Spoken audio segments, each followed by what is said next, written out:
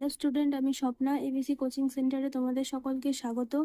আজ আমরা শুরু করতে চলেছি ষষ্ঠ শ্রেণীর ইতিহাস বিষয়ে রায় ও মার্টিনের দ্বিতীয় পর্যায়ক্রমিক মূল্যায়ন 2026-এর 2 নম্বর সেটটি। চলো শুরু করা যাক। ঠিক উত্তরটি নির্বাচন করো। 1-1 বৈদিক সমাজে পরিবারের প্রধান ছিলেন সি বাবা।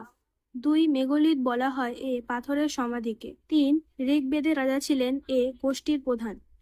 4 মহাজন পদগুলি গড়ে উঠেছিল বি খ্রিস্টপূর্ব ষষ্ঠ শতকে। 5 পার্শ্বনাথ ছিলেন সি জৈন তীর্থঙ্কর। 7 আর্য সত্য কোন ধর্মের অংশ? সি বৌদ্ধ ধর্ম। 7 গৌতম বুদ্ধ জন্মেছিলেন এ শাক্য বংশে। 8 দক্ষিণ ভারতের মহাজনপদের সংখ্যা হল 1টি। 9 শকাব্দ গণনা শুরু হয় সি 78 খ্রিস্টাব্দ থেকে। 10 চন্দ্রগুপ্ত মৌর্যের পরে সম্রাট হন এ বিন্দুসার। এক কথায় উত্তর দাও 2-1 বেদ কত প্রকার ও কি কি? বেদ 4 প্রকার, ঋগ সাম যজু ও অথর্ব। 2 পরবর্তী বৈদিক যুগে কি কি চাষ হতো? উত্তর হবে ধান, গম, যম ইত্যাদি। 3 বৈদিক যুগের শিক্ষা ব্যবস্থার প্রধান কে ছিলেন? উত্তর হবে গুরু। 4 বলি কি? বৈদিক যুগে প্রজারা রাজাকে যে স্বেচ্ছা কর দিত তাকে বলি বলে। 5 মৌর্য সাম্রাজ্যের প্রতিষ্ঠাতা কে? উত্তর চন্দ্রগুপ্ত মৌর্য। 6 বৌদ্ধদের প্রধান ধর্মগ্রন্থের নাম কি? উত্তর ত্রিপিটক। 7 মহাবীর কত বছর জৈন ধর্ম প্রচার করেন? 30 বছর। 8 হর্ষচরিত কে রচনা করেন? উত্তর বাণভট্ট। 9 ইন্ডিকা কার লেখার? মেগাস্তিনিস।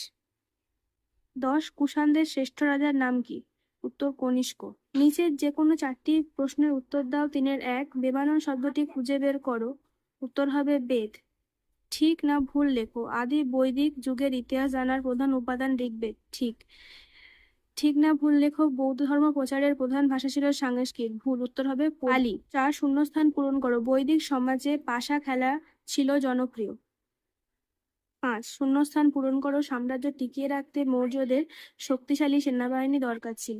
ক স্তম্ভের সঙ্গে খ স্তম্ভ মিলিয়ে লেখো। 4-1 মগধের রাজধানী বি রাজগৃহ। 2 মহাকাশ্যপ সি প্রথম বৌদ্ধ সঙ্গীত। 3 দ্বাদশ অঙ্গ ডি জৈন ধর্ম। 4 হিনজান মহাযান এ বৌদ্ধ ধর্ম। নিচের যে কোনো 3টি প্রশ্নের উত্তর দাও। 5-1 বেদের অপর নাম শ্রুতি কেন? পেজ নম্বর 57। এখান থেকে এতটা।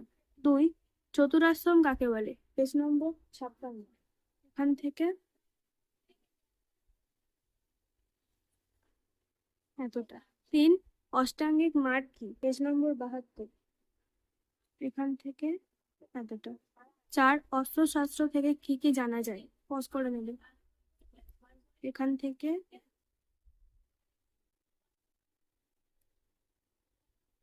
এতটা। নিচের যে কোনো 2টি প্রশ্নের উত্তর দাও। 6-1 টিকা লেখো ষোড়শ মহাজনপদ। পজ করে নেবে। এখান থেকে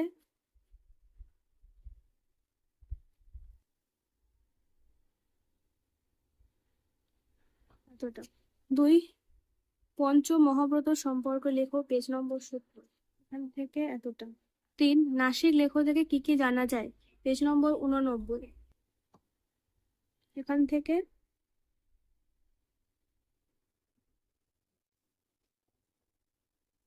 এতটা। দেবকুল কি? পেজ নম্বর 90। এখান থেকে এতটা। 4 মৌর্য সম্রাটরা গুপ্তচর কেন নিয়োগ করতেন? পজ করে নেবে।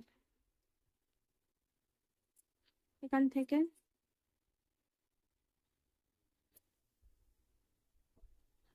এতটা। নিচের যে কোনো 2টি প্রশ্নের উত্তর দাও। 7-1 বৈদিক যুগের ব্যবসা বাণিজ্য কেমন ছিল সংক্ষেপে লেখো।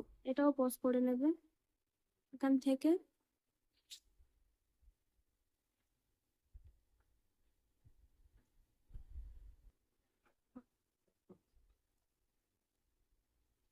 এতটা। আর স্নাতক কাদের বলা হতো? পেজ নম্বর 59। এখান থেকে এতটা। 2 নবধর্ম আন্দোলন কেন গড়ে উঠেছিল? এটাও পজ করে নেবে। এখান থেকে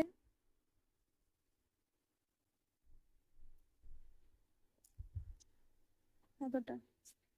3 সমুদ্রগুপ্তের যুদ্ধ জয় সম্পর্কে লেখো। পেজ নম্বর 91। এখান থেকে এতটা। চার, অশোকের ধর্ম সম্পর্কে যা জানার লেখো, পেজ নম্বর 85। এখান থেকে এতটা।